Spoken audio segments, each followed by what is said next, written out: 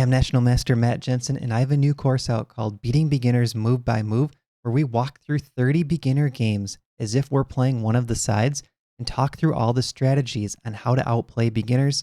There's a link in the description if you want more info. The video you're about to see is one of the games from that course. Hope you guys enjoy it. There's a coupon code in the description as well. Thanks for watching. Game number 2, we are playing the black pieces in this one. Our opponent plays 1e4, like we saw in the first game. Most popular move at all levels. Now we're playing c6. This is called the Caro-Kann defense. The very first ChessGoals opening course that we created was the Caro-Kann defense. I love the Caro-Kann defense as black. And the idea is you want to fight for the center. So like we talked about in game 1, fight for these 4 squares. We're going to fight for the center with a light square setup. So white plays pawn to d4, the best move probably. And white's trying to control all of these squares in the middle of the board, but then we play d5. So the way that the Caro-Kann fights for the center is with the light squares. This d5 square attacks the pawn on e4, and now white has to make a decision. Do they push that pawn forward? Do they capture our pawn on d5? Or do they use a piece to defend the pawn on e4? All of those are perfectly good options for white. So this is called the Caro-Kann opening. White plays e5. They decide, let's grab extra space in the center. So space is the amount of squares that you have behind your pawns. So if you look at these 2 pawns for white, there's a lot of squares behind those pawns that white can utilize. And if you look at our pawns, we have a little bit less space behind the pawns. So you can count the number of squares behind your pawns to determine how much space each side has. So because white has extra space, we're going to try to look for other things in the position that we can use to play to our advantage. So we're going to play bishop to f5 in the game. And what we do here is we're getting this bishop developed before the knights. And the reason for this is because we would love to play pawn to e6 to develop our other bishop. But if we were to play pawn to e6 right here, what happens is these pawns are all on light squares, and they really trap in that bishop of ours on c8. And this is called a pawn chain when you see a diagonal of pawns like this. So we're getting this bishop out first, and then we'll look to play e6. So we're getting the bishop outside the pawn chain. So you'll hear people say, get the bishop outside the pawn chain. That's what that means. White plays knight to f3. They're following basic chess principles, developing the knight to the center of the board. We play e6. Now we have this solid pawn chain, f7 through d5, and also b7 through d5. So a nice big pawn chain for us. White plays bishop to e2, and they're preparing to castle. Moving that bishop out to d3 would have also been a good move, but they both have a similar idea. Let's get castled from the white side. Now we play knight to d7. And you might be wondering, shouldn't we try to get the knight to c6? Like we already talked about getting the knights to these squares, c3, f3, f6, c6. From those squares, the knight touches 8 different squares. But when we play knight to d7, the knight only touches 6 squares. So if you count 1, 2, 3, 4, 5, 6, it's not quite as good as getting that knight up to c6. But the reason we play knight to d7 is because if we move the knight out this way, a6, well, number 1, this knight only touches 4 squares, but this opens up the option bishop takes a6 for white. And after b takes a6, these are called doubled pawns. It's 2 pawns on the same file, and those can become a weakness. And in this position, they probably are going to be a weakness because they are also what's called isolated pawns. Isolated pawns are pawns that have no pawns of the same color on an adjacent file. So there's obviously no file to the right of these pawns because they're on the edge of the board. We also have no pawns on the B file. So there's no B file pawns to protect these doubled pawns. So going back to the game, that's why we play knight to d7. We don't want knight a6, allowing bishop takes a6. Now white castles. They've finished developing all their kingside pieces, got their king to safety, and in general, like we talked about game 1, the sooner you castle, the better. Now, we got to figure out how do we get castled soon. First, we're going to play pawn to c5. And this is a strategic move, and this is something that we do talk about in the Caro-Kann course. And for beginners, our Caro-Kann Quick Start course, it's a free course, is actually a pretty good course if you want to kind of understand the basics of the Caro-Kann. But the idea here is white has this pawn chain, d4 and e5. And what we're doing is we're attacking what's called the base of the pawn chain. This pawn is the start of this two-pawn pawn chain, and we're attacking it with pawn to c5. And we know that this pawn cannot move. And if we get this pawn traded off, then this pawn becomes easier to attack because it's not defended by another pawn. So white plays c3, strengthening the pawn chain. So now this pawn chain is 4 pawns long. Here we go, knight to e7. So we're trying to figure out, how do we get these last 2 kingside pieces developed? And they're fighting for this same square. Both pieces would love to go to e7. But the knight also has another square that it can go from e7. It can go out to c6. Whereas the bishop, once we move him here, there's not another great move. So then we're still stuck with, how do we get this knight out? So we're going to start with the knight, take a couple extra moves. This knight's going to move out of the way, and then we'll make room for the bishop. White plays bishop to e3. Now there is a threat here. The pawn on d4 and the bishop behind it both attack this pawn on c5. So that's 2 attackers on our pawn. He's only defended once. So now we play knight to c6. This opens up a second defender on the pawn, gets the knight on its optimal square, c6, where it can touch 8 different squares. We're ready to move the bishop out next, and then get castled. And one thing to think about in the opening too is the position what's called open, or is it closed? An open position means these pawns in the center have become traded off. So that gives access to the pieces, the rooks, the bishops, and the knights to attack the other side. A closed position is exactly what we have here, where these pawns are locked up with the pawns of the opposing color. So because it's a closed position, typically you are allowed to make slower maneuvering style plays, whereas in an open position, you tend to have to act faster and look for quick tactics. So that's why we can get away with moving the knight twice and then moving the bishop out. h3 by white. Here it would make more sense probably for white to just continue developing their minor pieces, but sometimes you'll see players play h3 just out of habit, making room for their king later on, or sometimes defending the g4 square so no enemy pieces land there. Bishop e7. Now all 4 of our minor pieces are out. It's a great move and we're ready to castle. White completes their development of minor pieces, and we get castled. This is move number 10, and a good general rule is try to castle in the first 10 moves. Now we start to formulate our middle game plans. Bishop to f4 by white. Now I think this is a mistake. It's really hard to figure out what the plan is with bishop to f4. Maybe after playing h3, they're looking to bring the bishop back here. But I think white's trying to figure out what to do going forward, and they don't have a great idea. Probably better than bishop to f4 would be to move the rook and try to reroute this knight over to the king side.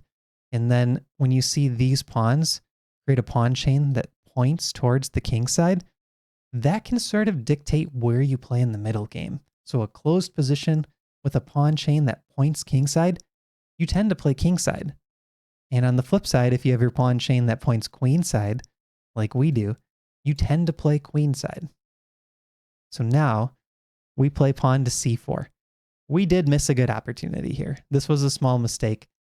Queen to b6 is actually a stronger move.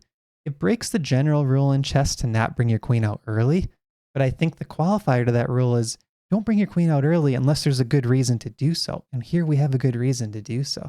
The queen attacks b2 and applies a third attacker to this pawn on d4, and it only has 2 defenders. So this would be an awesome double attack that's probably going to win some material. Let's say white played knight to b3. We could kick the knight with pawn to c4. Knight retreats and then grab this pawn on b2. We're up a pawn, and this really increases our winning chances getting that first pawn. Back to the game. So we play pawn to c4. All right, so we missed that opportunity, queen b6, but we still have this pawn chain. We can look to play on the queen side next. And this is a very instructive game on how to play with the pawn chain closed position. So we see b3 by white. There's really two ways to attack a pawn chain. You can either attack it from the base, well, our base is here, or you can attack it from the front. And white's trying to do just that. White's trying to attack our pawn chain from the front. And you can see there's 3 attackers on this pawn and only 1 defender. So we have to react. Pawn to b5, solidifying the pawn chain. This is a great move. So we're ready to recapture with our b pawn if white captures with theirs.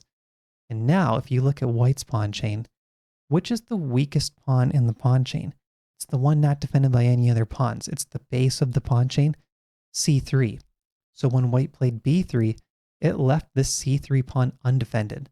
Let's try to take advantage of that long term. White plays pawn to a4, trying to undermine our pawns again. Probably white should still continue with the kingside plan. I don't think this is the best idea for white, so they should try rook e1, knight f1, knight g3, and focus their efforts towards our king. So they're trying to play on the side of the board where we have the advantage. We have more space over here too. Like we talked about space. Look at the white pawns.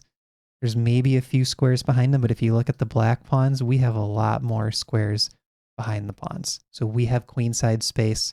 White has kingside space. Now we play pawn to a6, solidifying our pawn chain again, keeping everything protected.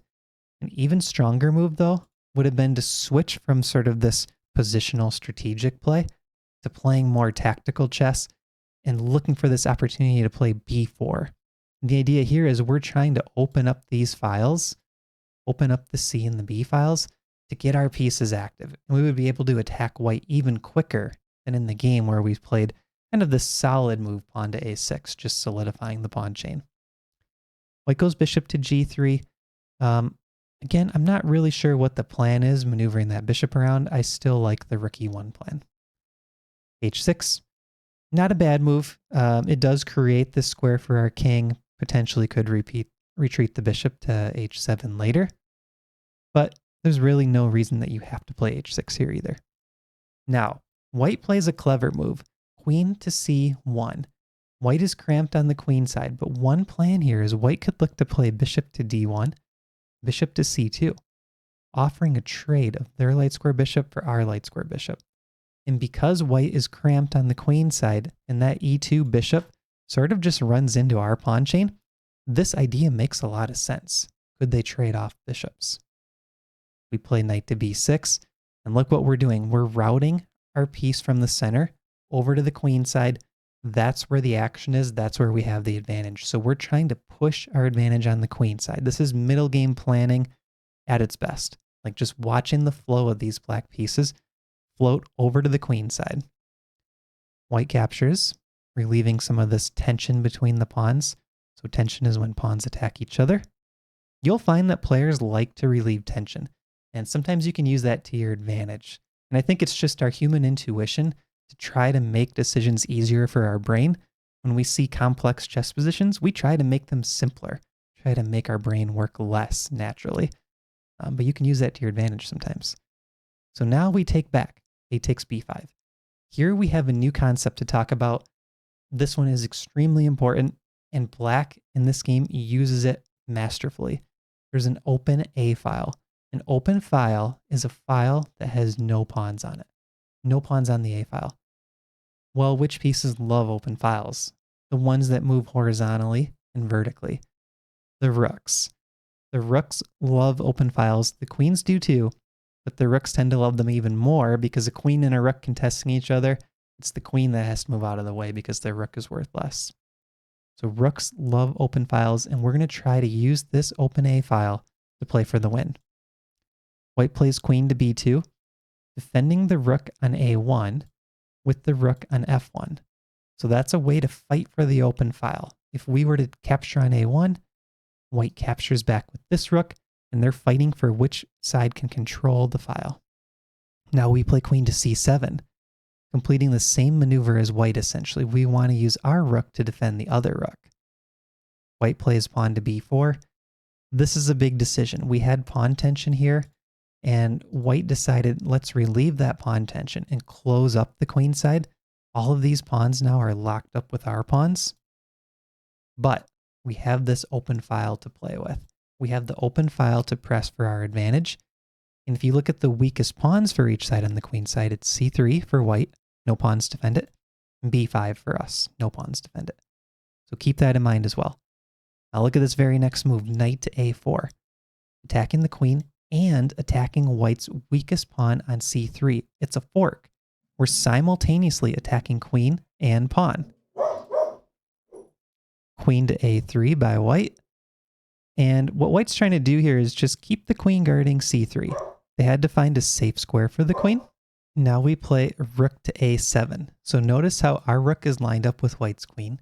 What we want to do is called doubling our rooks. We want to bring the other rook to the a file, stack the rooks on a, and that's called doubling your rooks on the open file. And they're ready to attack this white queen as soon as our knight moves out of the way. And that's called a discovered attack. One piece moves, opening up the attack from another piece. White plays bishop to h4, going for this kingside trade. At this point, I think we could ignore it because we just have this defended by bishop, by queen and knight. So we just simply double the rooks. We're going forward with our plan. We're not getting distracted by what white's doing over here on the king side. Queen to c1. White gets the queen out of the way from our rook attack. And here we do miss a kind of cool tactic in the position. We play rook to a6, but this clever move, knight takes c3, is even stronger. Try working through some of these lines in your head to see why this is a good move. Think of some of the options for white, pause the video and see what the replies are. But the idea is, after queen takes c3, we have bishop takes b4. And when the queen moves, we have pawn to c3, forking the queen and the knight. And this is a much better position for black, already a winning position. And going back to this knight takes c3 move, if white tries to take our rook first, we have knight takes e2. It's called an intermezzo move, an in-between move. So instead of doing the obvious recapture of the rook, we take here, and it's a check, also hitting the queen. It's a fork of king and queen. And after the king moves, we grab the rook, and we just won that bishop for free on e2, got our rook back on a7. This is also winning for black. So missed opportunity here with knight takes c3, but black is still in full control with this move, rook to a6. Bishop takes e7 played. Now we play queen takes e7. This is a little bit better than capturing back with the knight because we want the knight to still pressure these pawns, and our queen can quickly get to the a file still. Rook to a3. White's trying to solidify this pawn on c3. There's two defenders on it now. Maybe white would like to double on the a file as well. But we're going to play queen to a7, and we triple on the a file. Full control of the only open file on the board. White plays king h1. I think white's out of ideas. So we play knight back to b6. We're not even going for the crazy knight takes c3 style tactics. We're just playing simple strategic chess and trying to dominate on this a file. Now the rook on a3 has to capture us. It can't really retreat because we can just simply take it. We have our pieces tripled on the file and there's no other squares. So rook takes a6, queen takes. There is no queen to a1 because we can simply take again. We have our pieces doubled. There's only one defender on a1. So white plays knight h4. Nice idea, but remember that move we played earlier, pawn to h6? We used the h7 square to retreat our bishop. So our bishop does an awesome job still, cutting all the way across the board, and we're ready to try to win the game on the a file. King h2. A general endgame rule is to centralize your king. We're not quite in the endgame, but what white's trying to do, I think, is eventually bring their king into the action. So as the pieces trade off, you tend to want to bring your king toward the middle, but usually that's only the case when the queens are off the board. So in this case, there's still a lot of firepower on the board. Now we play queen to a3. This offers a queen trade, but the idea is we're trying to infiltrate white's position. We want to attack that weakest pawn for white. Knight back to f3. We take on c1. This trades queens. It's the fastest way for us to convert the win because now we sink our rook in and we're ready to keep applying pressure to that pawn on c3. So this game, it really feels like simple chess because Black makes such smooth decisions and there's really no risk. White hasn't put any pressure on us this whole game. We just keep trying to hammer on these weaknesses. Pawn on c3 and our advantage with the open a file. So now we play knight a4. Double attack on this c3 pawn. Once the c3 pawn falls, these other pawns for white will start to crumble. And we have this knight just sitting here waiting for that c3 pawn to die because it's ready to capture on b4 or d4. Knight b1, a good try by white defending this pawn and attacking our rook. But look what happens. Let me back that up.